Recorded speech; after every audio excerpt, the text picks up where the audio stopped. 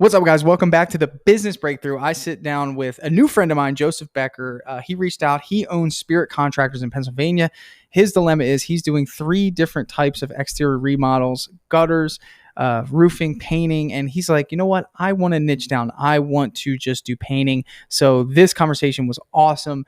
We had to break through. I mean, there was definitely some points in time where I really believe that, he took away some information that I was able to assist him with and helping him get started quickly. And not only get started quickly, we talk about the foundation, just building that foundation of a company that he plans to scale. So at any level, whether you're just starting out or you have a business, tune into this one. It was a fun episode. I think you're going to enjoy this business breakthrough. The big question you need to ask yourself every day is, do I own a job or do I own a business? And unfortunately, the majority of contractors out there own a job. That's right. They're a slave to their own business. But the other side of the fence is so much greener. It's so much better. And that's when you're finally fully in control of your destiny, your freedom, your time. And that's what Contractor Secrets is about. It's about taking back our time, building a business with systems, standards, values, procedures, putting yourself in the driver's seat. And that's what it's about. So I'm excited. I'm happy to have you here. Let's dive into the Contractor Secrets podcast. What's going on, everyone? I have Joseph Becker here with Spirit Contractors. We just met 20 minutes ago through our Facebook group, and he was kind enough to jump on, and I'm here to help you, man. I want to first let's get some background stuff out of the way for those listening, and then for me specifically to help you, guide you in whatever way I can help. Let's start off with this. You own a company. Is your company?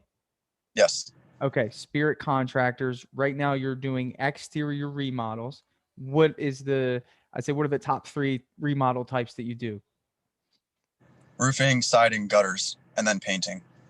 Okay, so how hard is that to manage all 3 of those? Because each one of those could be individual businesses. So is it kind of tricky managing all that stuff? It is. It's actually one of the reasons I'm trying to get into painting is because exterior remodeling is just a brutal business. Two of those you have to actually apply for permits for, right? Most of the time. Most of the time, gutters and roofing. So it's hard to kind of predict scheduling too, right? It is harder. Yeah. Okay. So you're looking to maybe niche down into painting. I like that.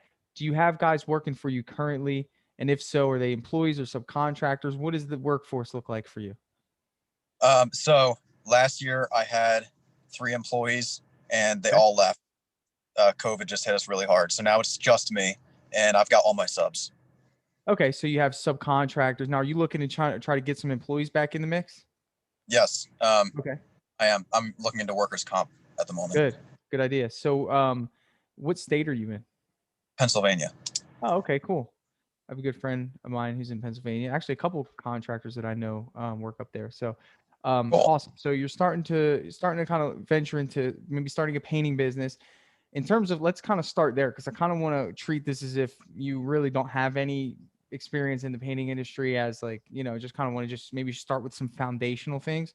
Now, you mentioned workers' comp, right? So how did you pay your guys last time? Did you write checks, or what did you use to do that? Yeah. I actually had them all on as 1099. Okay. And I wrote out checks, but yeah, I'm a little paranoid about growing a business without building a solid foundation. I don't think it says a lot about you. I mean, that's good. I like that, man, because the industry standard is what? 1099 and write checks. So it's good, man. And there's actually a really good program that I use called Gusto, and you're writing things down. Have you heard of it? Payroll service. Payroll service. That's right. So essentially, the reason why I bring that up, you mentioned workers' comp. They actually facilitate it for you. So once you do your onboarding, they will obviously identify where you are. They contract with a workers' comp company, because workers' comp is usually pay as you go, right? So if I have $1,000 in labor on a week, they're going to take out whatever that percentage is based off of that labor, right? So every week they take out your workers' comp based off of how much you pay your guys.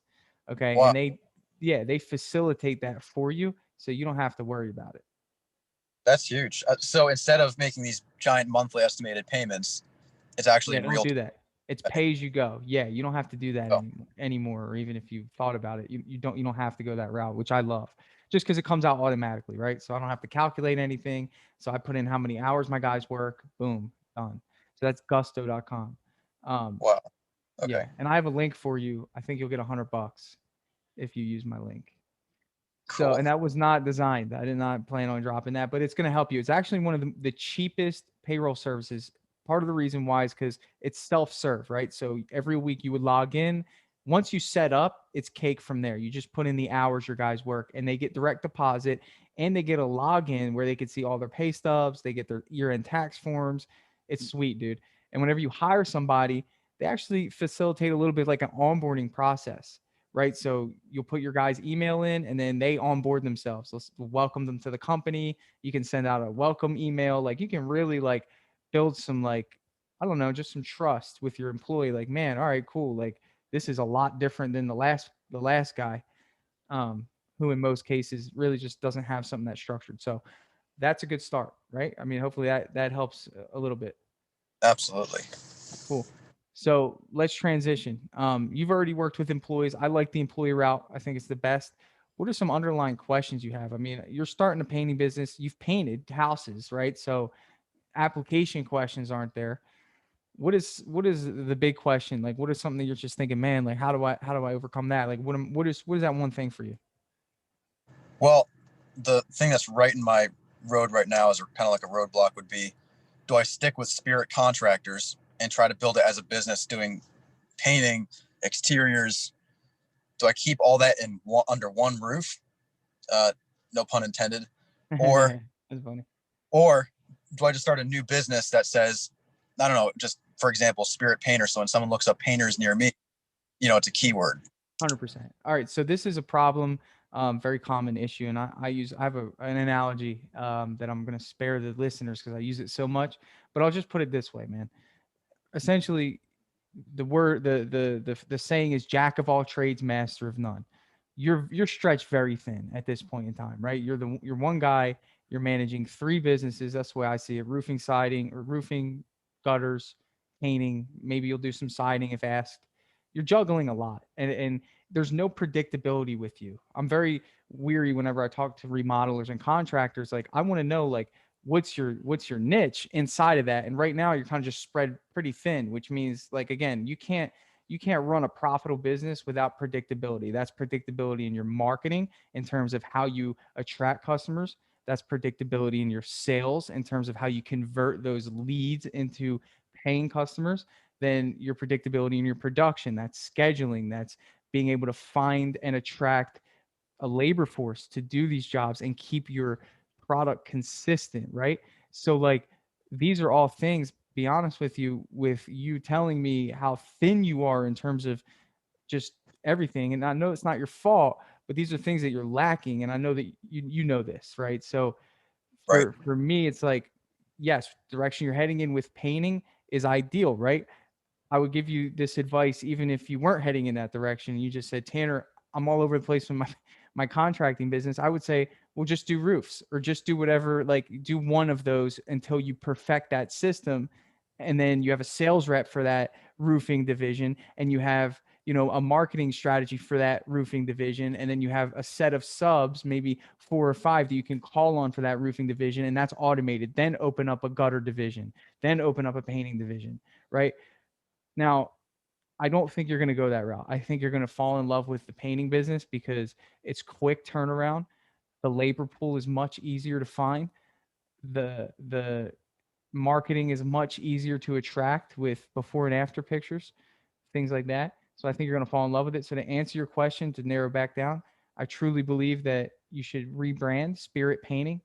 Very simple. Just change that white wording at the bottom of your logo there. Spiritpainting.com, however you got to do it, but rebrand completely, 100%. Even if you, I mean, to be honest, like, I'm just wondering, like, is your long term goal to have a roofing division, a painting division, a gutter division, and, be this kind of like omnipresent company, or do you want to be the best painting company? That's actually a really good question. Um, I'm not necessarily attached to any one of those trades, although I do enjoy painting. It's a faster turnaround. Um, it's easier, and it's I think fun compared to roofing, which is just Yeah. brutal. So you're a young guy, right? So how old are you? 23. 23. are you, I mean, where did you get this itch to start a business? Were you a worker, or were you what's your background? So I actually used to have a YouTube channel in high school. It was Okay. called Becker, and What I was it called? Sorry, it cut out. What was it called? Becker Forge. I Becker made knives. Forge. You Yeah, made knives? yeah. It was a business I had been doing since I was 13. Wow. Okay. So yeah, so um, I spent 6 months in Africa on my uncle's mission, and when I came back, I briefly worked for this guy who had a roofing company, but I just didn't like the way he did things. I have a different moral compass, Sure. so I started my own thing. Cool. And from there, did you start it with the idea that you were going to actually physically be on the roof, or did you start it with the idea that you were going to create a business and have other people be on the roof for you? Well, it started out with me on the roof, and I still am now. In fact, I've gone a little bit backwards. But the vision is to have, I really want to scale a company. Um, Gotcha. have to be Gotcha. roofing. Yeah. So in terms of scaling, remember scaling is just duplicating at its core, right? So when you know, if you sell one job and it's a bedroom, and you can reflect on what you did to attract that person to call you, and then you found someone to go paint that bedroom. Really, that was predictable. You knew what you did to get the lead. However, you figured out how to get the lead, you figured out how to price it, and you figured out how to fulfill it, right? So if you do that x10, so you spend 10 times the amount of money, okay, on marketing, and you get 10 people that want a bedroom painted, and then you were able to do 10 estimates and close 10 deals, and you were able to fulfill that promise 10 times. That's a scalable business. You could be a business, bro, that just does one bedroom for people. That's it. You will only do one bedroom, right? And I'm just boiling this down, right? You could be the company, literally, that if you need a bedroom painted, we'll do it. It's $500, any bedroom, right? And that's all you do. Hey, can you actually paint the bathroom? No, sorry. We only do one bedroom per customer, because you're so tied to your predictability, you know? Wow, that's You're so tied to your scalability. Now, here's the issue. This is why contracting companies cannot scale. They can't be predictable, because, well, one roofing job is a tile roof. One roofing job is there's different peaks and valleys. yeah, One roofing job, there's weather that is going to stop you from working. One ex- roofing job, the sub guys, so when you work with subs, there's a lot more, I would say, in there's you cannot predict, right? I'm missing that word there, but you know what I'm saying? In yeah. predictability or That's a whatever. it's a problem. You're exactly right. It seems like I can't scale because every time I try to go bigger, it collapses. There Well, is no ability. yeah, there's no predictability, right? So where we're getting closer to is, how do we create predictability in an industry that is unpredictable? That's the word. Thank you. Unpredictable. So you have to do whatever you can to be predictable. All right. So for us, let me explain to you how my business runs so you can see how I've been able to do it. Because house painting isn't predictable. I deal with weather, I deal with things, I deal with this, but I have predictability in the three areas, right? So you have three areas. Now, before I go into these three areas and the predictability of these areas, I first want to make sure that you know there's no such thing as scaling a company that you're physically working in. Get that locked in. You cannot scale a company if your hands need to be washed at the end of the day due to you working on the job. Okay.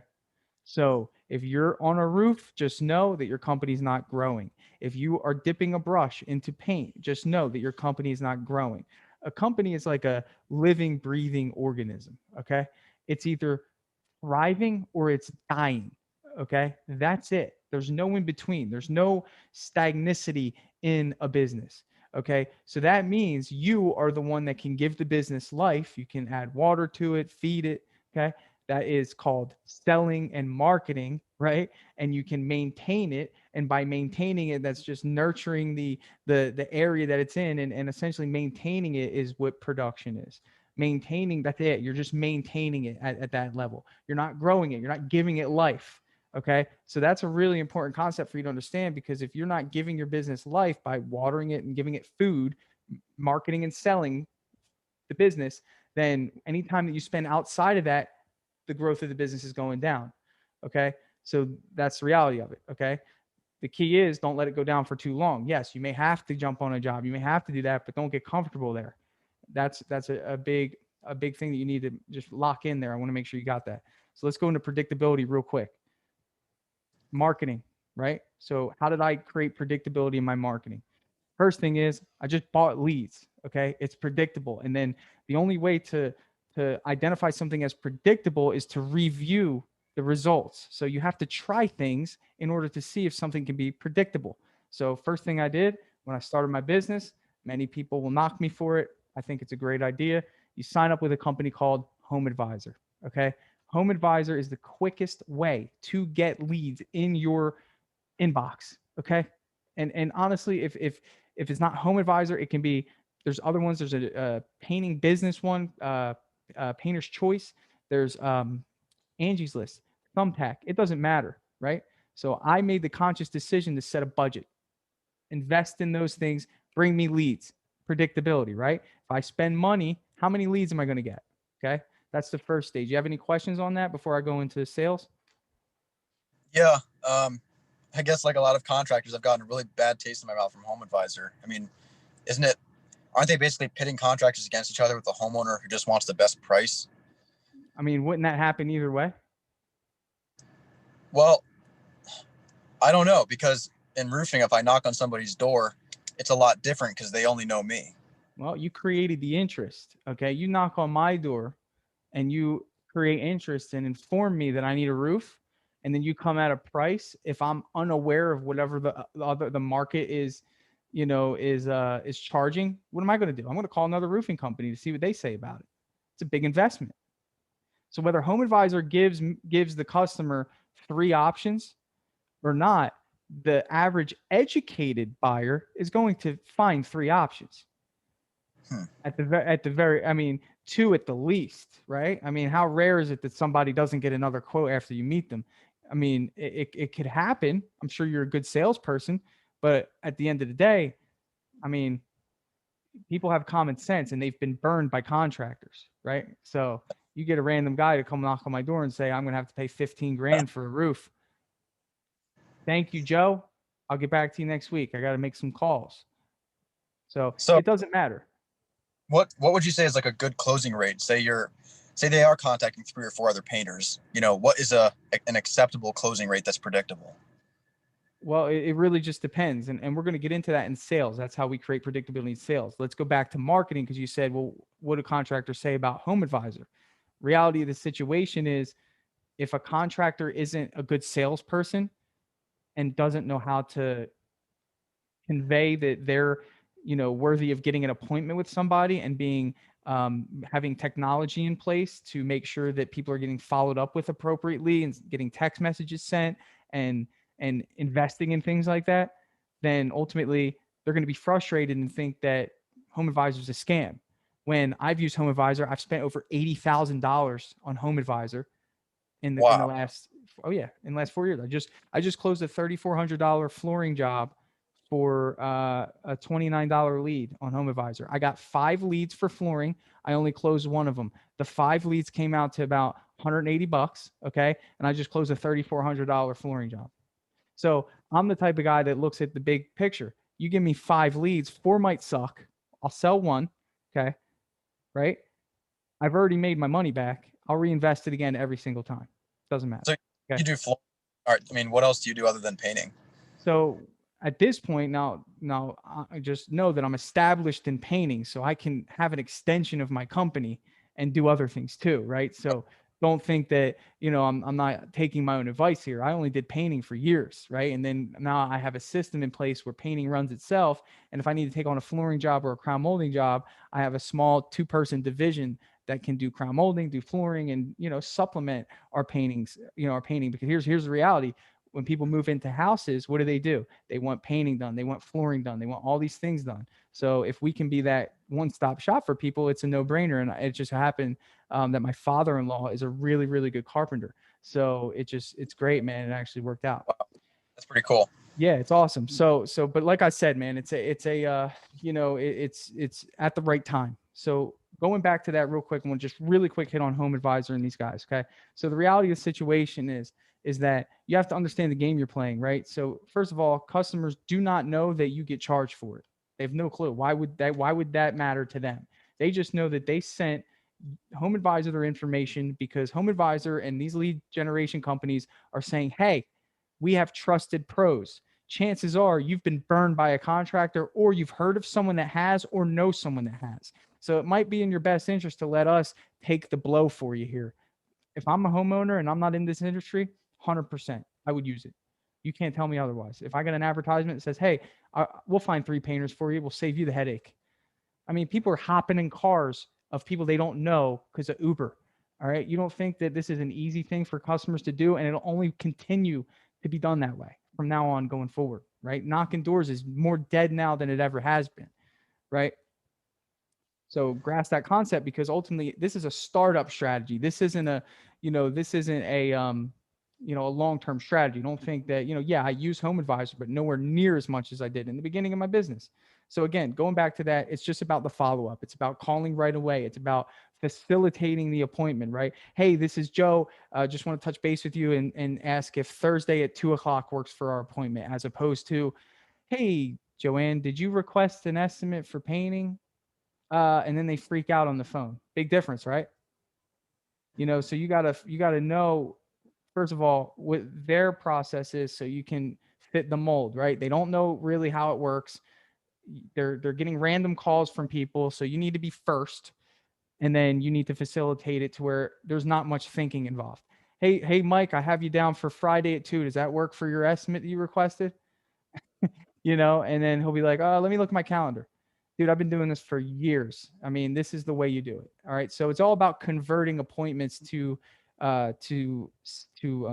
converting leads to appointments. But that's just not Home Advisor. This happens with Facebook leads. This happens with website leads. People that actually go to my website, seek us out from Google, however, they put in the information, don't commit to an estimate. So I follow up with them about it. So it's like the same thing. It's like, hey, you requested something on our website. Obviously, that person's a little more interested in us because they sought out us. Same gig. Okay, let's go to sales. So sales, how do we create predictability there? And real quick, to hit on predictability with marketing, it's essentially looking at your month budget and saying, okay, I spent $2,000, I got 20 leads, right?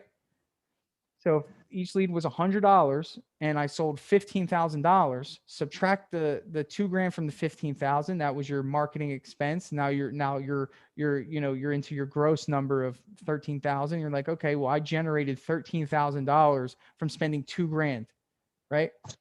And that's normal. I mean, I sold a $20,000 job off of $100 lead last month. So it's like, now, you know what I'm saying? So it's just about understanding that predictability. You have any questions on that before I keep going? So you bought leads from Home Advisor, like Andy's List, Painter's Choice. Do you think it's too early to talk about Facebook marketing? Facebook marketing is based off of your reputation. It's based off of your social engagement. It's based off of all these things, right?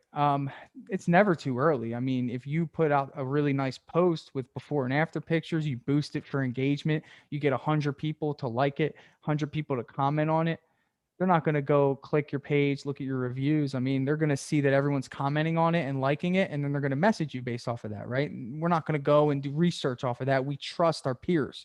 So it's just a matter of having that as a strategy. My thing is that Facebook leads are not as motivated as somebody that seeks you out on Google, right, and goes to your website, or goes to Home Advisor and puts in their information. Those people are way more committed to doing the job than somebody on Facebook that says, wow, that would be cool, let me see how much that is, right? So for me, you're just starting up. Like, I don't think you have the luxury to spend your time nurturing somebody who is just kind of just curious, right? You want people that are ready to go, and that's why I'm saying, yes, you're going to have to pay more for those people that are ready to go.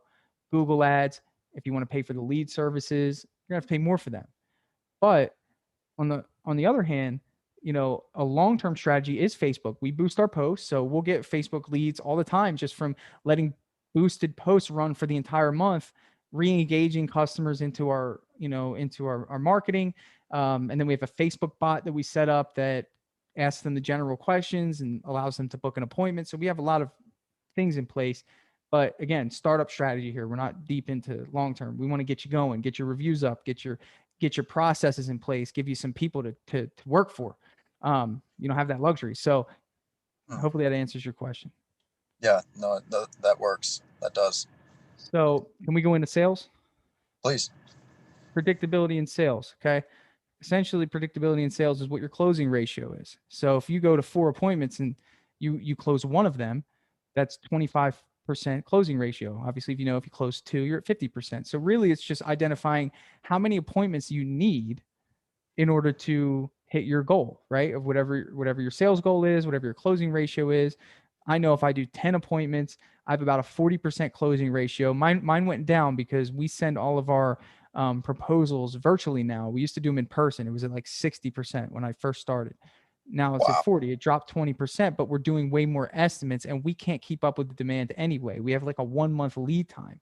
So essentially, and I'm not growing my crews. So essentially, you kind of have to wait for us. So we're able to alter our pricing based off of supply and demand. So essentially, it's like I'm not worried if I lose out. My closing ratio isn't as important to me as it used to be. I know for a fact that I can raise the price if we're a month out and say, hey, if you want to go with us, this is what it is.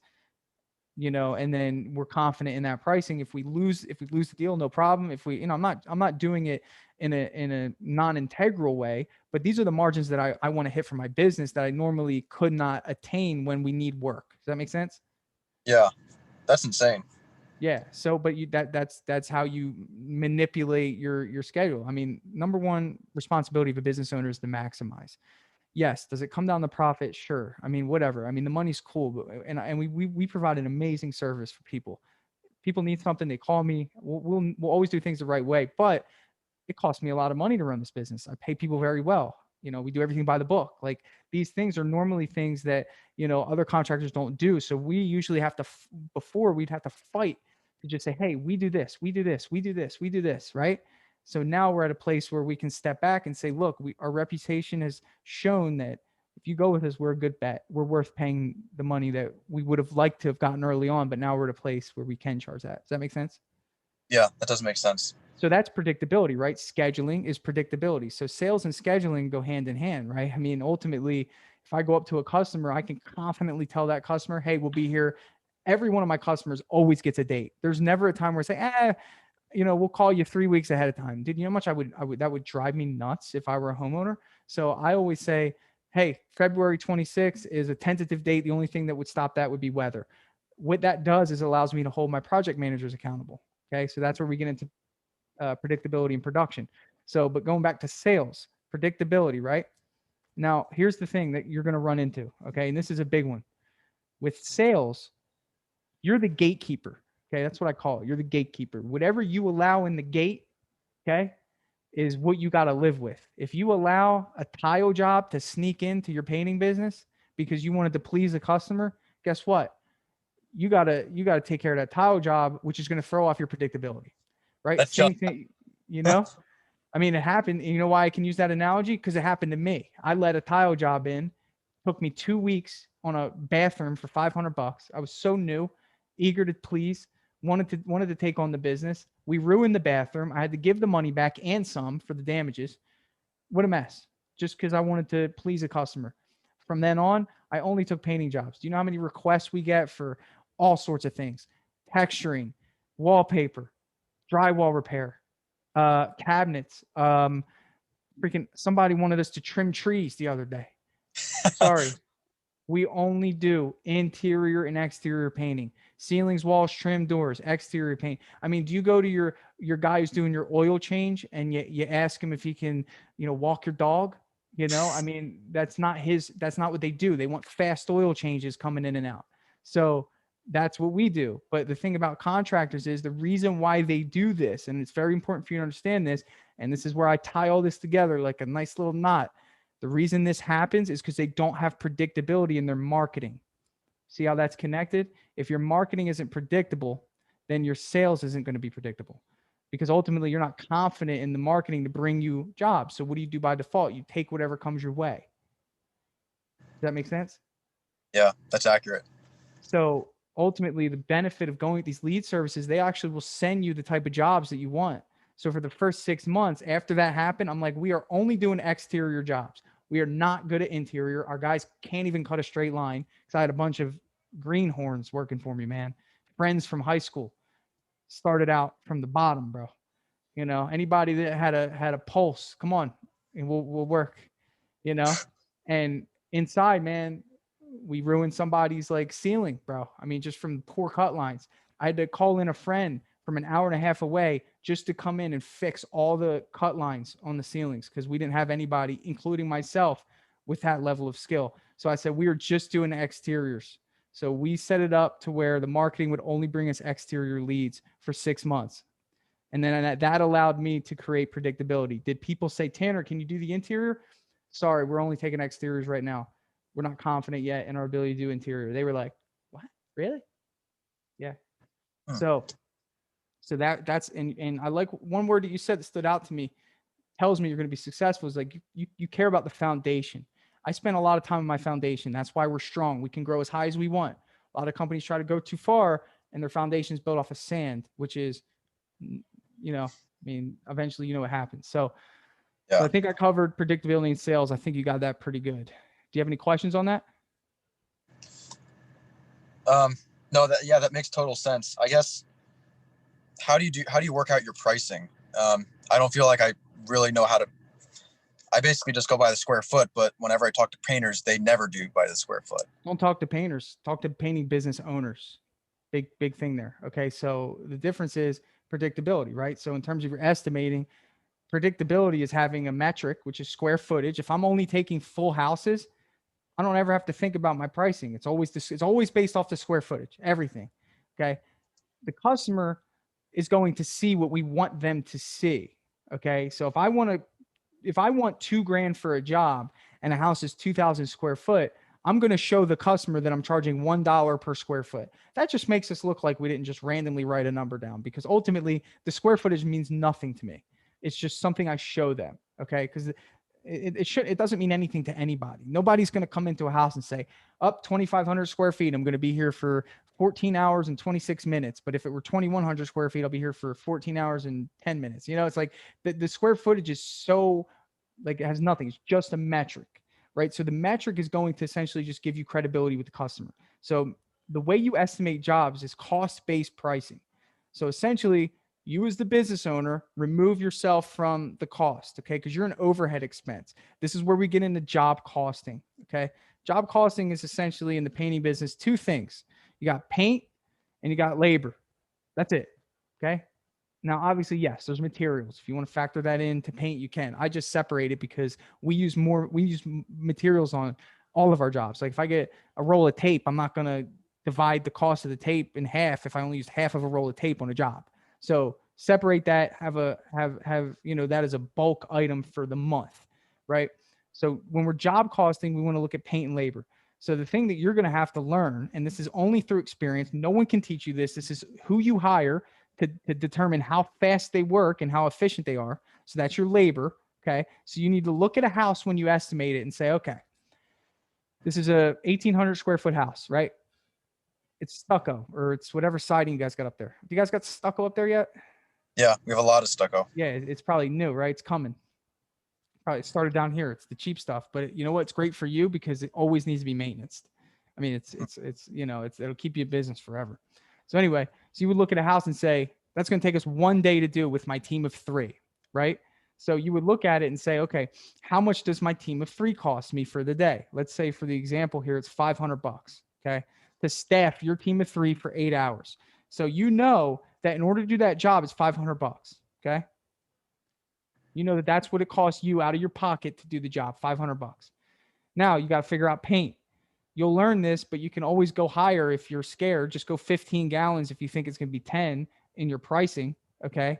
Because ultimately you have every right to mark up whatever you want. I mean, there's only 2 things you can mark up, and that's painting and, that's paint and labor. So you have the ability to do that. So you would go in and you would say, all right, well, how much does it cost me for 15 gallons of paint? And if 15 gallons of paint for you is $50 a gallon, so that would be $750. Your total cost for this job is $1,250. Okay. So that's your cost out of pocket for paint and labor right there, $1,250, bro. You're looking at a house. So if I go up the house, it's a 1-day job for my team of 3. They can get it done in 8 hours, and it's going to cost me $750 in paint, which is a little high, but follow me here. Now, you have to determine at this point how much money you want to make. Reality of the situation, man, is you could sell this job for $1,251. Definitely get the job. Customer will be thrilled, but you won't make a profit. You make $1, right? Right. You want to sell a job for $1,251? Perfect.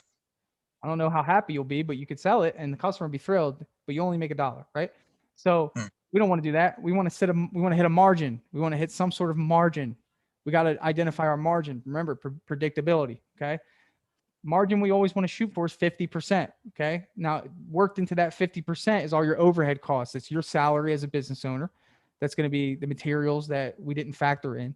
It's going to be your trucks and equipment and all the stuff that it takes to run a business. And then buried a little bit deeper inside that is your net income. That's everything after expenses.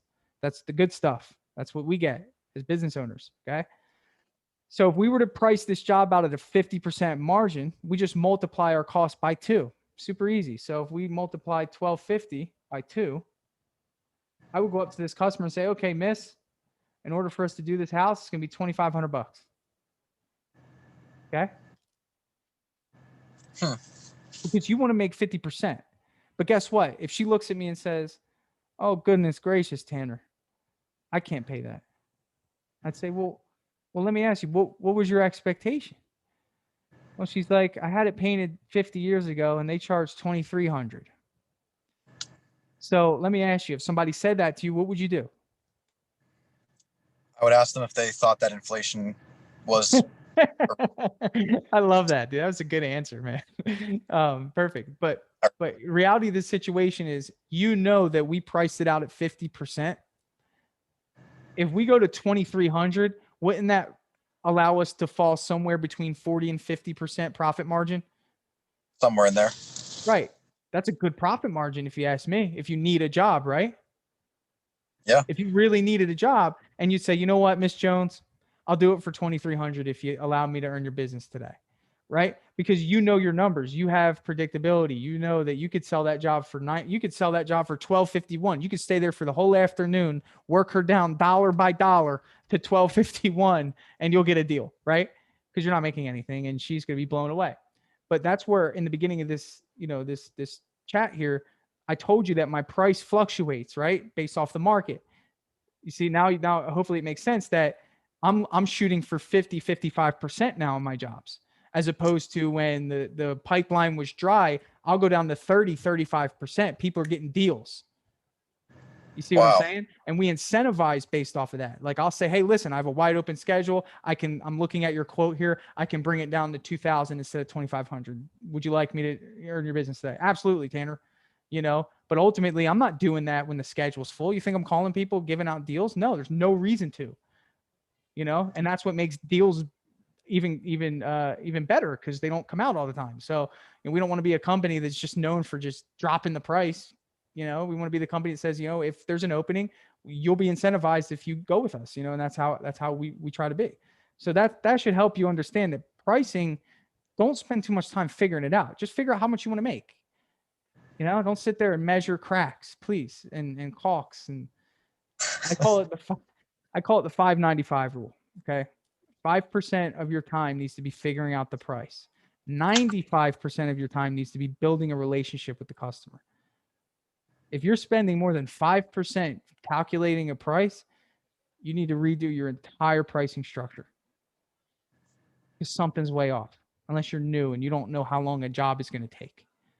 Okay. I like that. But again, this goes to predictability. Now, if you bring me into a house and tell me to remove wallpaper and tell me to install a backsplash and tell me to do things that we don't normally do, what's that going to do? I'm going to sit there in my truck or car for a half an hour trying to figure it out. And at that point in time, you should say, you know what, maybe I shouldn't take this job.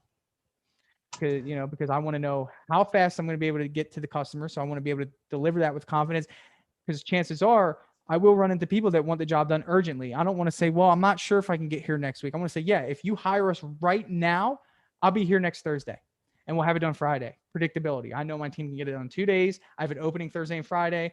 I have employees. They don't work for anyone else. I don't have to worry about asking them if they're busy. No, these guys work for Premium Painting, 2 days. I love your call to action. If you allow me to earn your business today. What do you do when someone says, all right, I need to think about it? Oh man, I get excited. I get excited. And I say, usually when I hear that, Mr. and Mrs. Homeowner, chances are it's because our price doesn't align with, an idea of what you thought the job would cost. And may I just ask you, have you ever hired a house painting contractor before? And they would say, well, yeah, we have. Like, all I try to do is get around that and open up the door to more conversation, get more information, more conversation, more information, right? Well, Tanner, well, I'd say, well, cut Mrs. Customer. Well, what was that process like? Well, it was okay. I mean, they did an okay job. Well, can I just ask you real quick? And I don't want to take much of your time, because after they say that, they're thinking I'm going to leave, and I don't want them to think that I'm pressuring them. I just want to make sure that they're not comparing me to the wrong person. And you got to remember that people don't like do painting a lot. Like, it's not a frequent thing. So ultimately, like, it's not like going to a restaurant. You know the process. We do things way different than 95% of contractors around here. So I want to make sure that their expectations are in alignment with what we're providing, so they can justify our price better.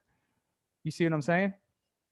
Yeah. So I'll say, well, what was that process like for you? And they'll say, well, Tanner, it was one guy, and he did a pretty good job. Oh, I said, one guy. Okay. I said, what were some things that you didn't like about, the process? Well, I mean, he was kind of late, and it was, he left the job in between, so he would work 3 days and leave the job. So right there, I'm locking that in. Okay. So they care about punctuality. Number two, they care about consistency. Right. So now I'm going to say, okay, great. I'm so glad you shared that with me. Listen, I know that, from what I understand, that kind of was, tough situation to deal with him not showing up on time.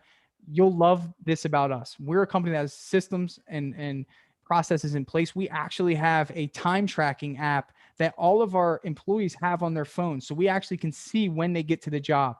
This just holds everyone accountable. Not only that, we actually will provide you with a project manager to ensure that he's here to make sure everybody gets here on time. So that's one thing that we focus heavily on, is being on time.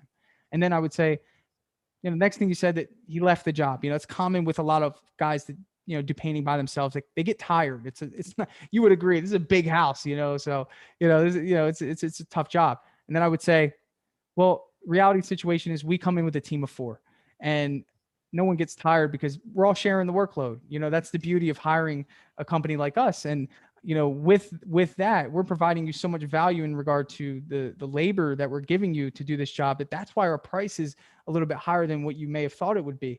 And just curious, would you care to share with me what you thought the price would be? And then I try to find out what that expectation is. Because for me saying that, guarantee it changes from what they thought it would be, and they'll shoot out a number. Right. So before I said that, it could have been $2,000. And then they're like, oh, well, he's right. That would be worth more. And they're not going to say $2,000 after I just said that. So they'll go up to what they thought it would. Now the new thing the new price they think it's going to be, because of what I just said. And they might say, well, we thought it would be about 2,500. And if I'm at $3,000, I know that I only have to close a $500 gap. So I say, listen, great. We are not that far away, and then it's up to you. How bad do you need the job? Do you want to close it at 2,500, or do you want to try to build $500 more value and hang in there? And if, I've done it, I've hung in there, and I'd say, listen, let me real quick, if you don't mind, everybody have a second here, and I'm always trying to be I just want to be empathetic of their time. I want to make sure that I'm not overstaying my welcome. I don't want them to think that I'm pressuring them. I just need to get as much information into their minds about us as possible so they could justify the pricing. Because again, not everyone's going to do it like us. You seem like you have a lot of integrity. You want to do things the right way. You just got to remember that not everyone does that, and they don't know that. So the other 2 guys that are coming might be that one guy that's pricing the job half of what it is for you. But remember, they're getting what they pay for. They're paying for labor for one guy. We have a business owner that needs to make money off of that. We have 2 project managers. We have a supervisor. We have, a structure in place, and you're getting all that. So you get communication, you get, text messages, emails, you get, we'll come back and do touch-ups if necessary. So all that stuff helps take their expectation of what they thought it would be to essentially what the price needs to be. And all you're working on is just closing that gap. Does that make sense? Yeah, that makes sense. So, when someone says they need to think about it, and well, here's a question. will you ever close an investor? I just gave a quote to an investor, and no matter, as soon as I started talking about, hey, listen, I What do understand. investors care about? I mean, you know this. I mean, all they care about is what? The bottom line. They want to make a return. Homeowners don't care about a return. So it's like that's a different business. Like if you do work for investors, that to me that's a different business. They just care about volume and how quickly they can flip. Like if they look at a house and don't see it as their home, right? So they don't care what type of worker comes in there. They know that they have insurance. They know all these things, right? So the mindset of an investor is how can I save as much money on as possible? As special as we believe we are, they do not care about you. You are a means to an end. When you're working with a homeowner, what are you? You're the end, right? You are the person. Like they thought about it. They seen their neighbors had their house painted. They're a little nervous because they know it's a process. They want to canvas people. They value their home. An investor doesn't value their home or So the home. If it's his personal home, different ball game. But if it's a flip, that's where I'm going with that. would you even take an investor like that? Would you even waste your time talking to them? I tell them straight up. I said, we're not the cheapest. I don't even waste my time. I'll say, listen, we are not the cheapest company. And I'll say this, and not in a rude way. I'll say, listen, I understand that in most cases when investors have approached me, it's about the bottom line. I'll tell you right now, we do bring 4 painters to every job. That does require us to have a higher than average labor cost. Is that something that you're interested in working with? And I'll even shoot out a range.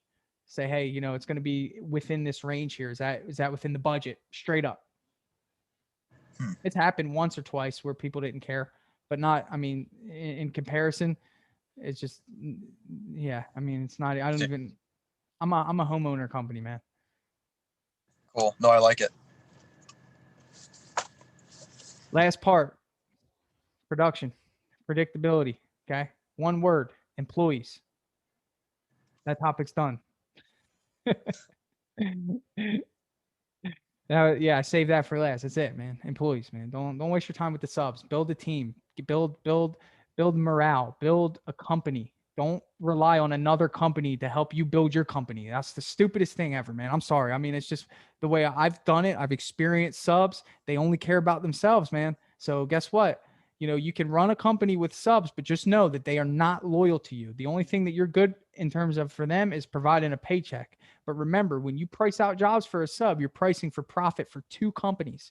Their company, they need to make a profit, and your company. So guess what? What does that do? That makes you have to sell the jobs way higher, lower closing ratio, no predictability in your scheduling. You can't emphasize how great Chris is to the customer because he's not your employee, he's just a subcontractor. And yeah, I guess when you establish yourself, if I wanted to do subcontractors to handle the overflow and I built good subcontractor relationships, 100%. But we're talking startup here. We're talking you getting off the ground. Again, foundation. You need an employee foundation before you do subs anyway. Starting a company with just subs is a bad idea. So, a couple of questions.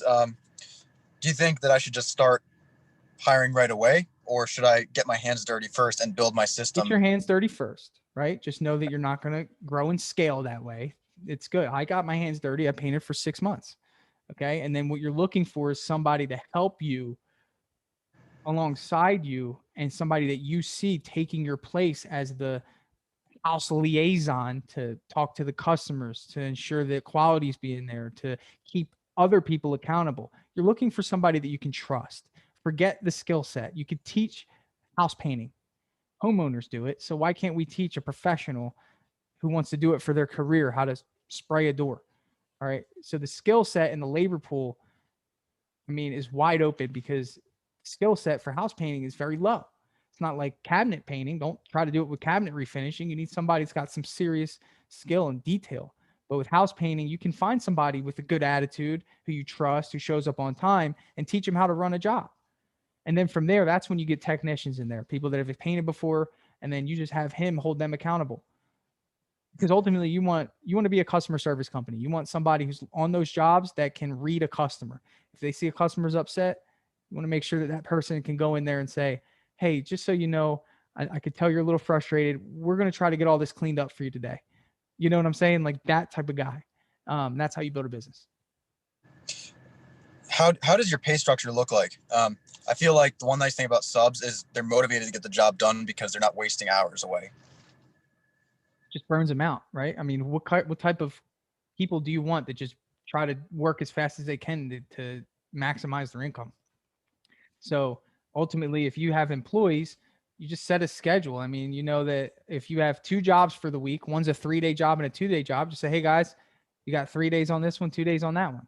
As long as the workload isn't too heavy and they have a team around them, bro, that people aren't like that. Like, you got to make sure you're hiring the right people. But if you have a sub crew that's trying to dominate the house and they don't even talk to the customer because they're just trying to maximize their income, poor business. So what is the primary thing that should be motivating the right employee? What are they motivated by? Because clearly that's different than what we're motivated by. Absolutely. Stability and security. 100%. Those 2 things right there. That's what employees look for, stability and security. How do you create stability in a business? You have a payroll structure. You make sure that you pay every week on time. You provide work for them. That's what they sign up for. They're loyal to you because of that. All right. And ultimately, in this business, all you got to do is be a good person as a business owner, and you'll attract good talent, because the contracting industry is full of individuals who have been treated poorly, and that's all they know. And if that's all they know, then they don't know how to motivate individuals just through being a good person, just caring a little bit about what's going on in their life. They need a day off, no problem, man. I'll cover for you. You know, just build loyalty. And loyal people who know that their boss has their back don't try to skimp out on jobs because they're not getting hours, or they want to stay on the job longer because they're going to get more hours. My guys want to go home at the end of the day, man. They bust their butt. Like, they're not going to hang out for an extra hour to make $20. Yeah. You know, and I'll be like, what are you doing there? Oh, I'm just sitting on my trunk. You know? So last question then. You had mentioned to grow and scale, you basically can't be washing your hands at the end of the day. But how can you be a leader if you're not at the front of the lines, leading them, getting your hands dirty first? I think they'll see that initially. I think that that's part of your foundational model but ultimately leadership doesn't need to be seen on the job. Leadership let me tell you this. I don't go to any of my jobs. My guys sometimes don't see me for a month at a time. And that's not because I don't communicate with them. We talk on phone, text, chat. They know that I'm present, but guess what? They know that every day they wake up, what do they have? Work. They know it doesn't just fall from the sky. That's all they need to know, is that Tanner is making sure that there's work. That's it. They don't need to see Tanner get his hands dirty. Don't get me wrong. If I pull up to a job site, I'm not going to point fingers. I'm the type of guy, I'll pick up trash. I'll get my hands. They know that, but guess what? They know also that I'm better for the whole away from the jobs, communicating, marketing to customers, scheduling, sending, pricing, not estimating. I have somebody that does pictures and estimates and goes through our process.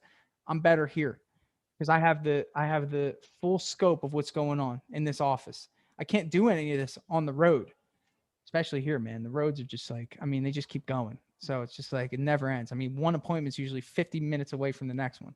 So where are you located? It was dangerous in the beginning because I just couldn't get off my phone. So I'm glad I'm here. What's that? Where are you located? Central Florida. Nice. Well, I just took 6 pages of notes. I can't thank you enough for your time. That was really, you just knocked out almost all my questions. That's great. That's why I do this. So check out the other episodes. I got a bunch. Keep asking questions in our painting contractors group, the community. We're all happy to help. That's part of what we're doing. So thank you, man. I really appreciate you giving me the opportunity to help. No, thank you very much. No, you've set the record straight on a bunch of things for me. So Awesome, man. Awesome. Hey, I just want to take a second to thank you for joining me here on the Contractor Secrets podcast. I'm just going to take this opportunity to let you know that my passion is coaching people, helping people. I've changed my Instagram name to @contractorcoach, and I did that because that is my passion. I want to help you. So please reach out to me. If you have an issue going on in your business, send me an email. Find me on Instagram, message me, and let's do a breakthrough session. I want to work through your problems in your business to help you get to that next level. And one thing that I always say is this, the difference between those that get over the humps and the hurdles in business is just a change in perspective. And that's what I plan to offer you. So get with me, message me, allow me to help you take your business to the next level.